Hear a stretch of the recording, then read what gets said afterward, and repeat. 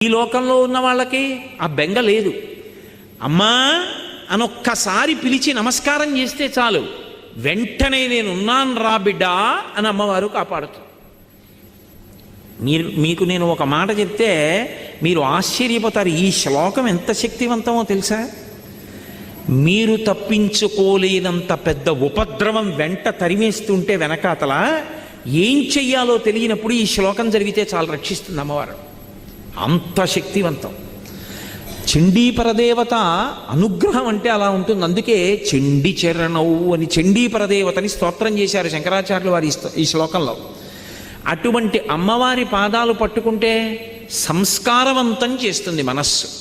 ఇక్కడ మీరు నన్ను ఒక ప్రశ్న అడగచ్చు, ఏమండి ఒకవేళ అసలు కోర్కెల మీద వ్యామోహం పోక, అసలు వ్యామోహం అనేటటువంటిది పోతే కదండి ధర్మబద్ధం చేసుకుందామన్న కోరిక. ఆయన అలా చెప్పారు.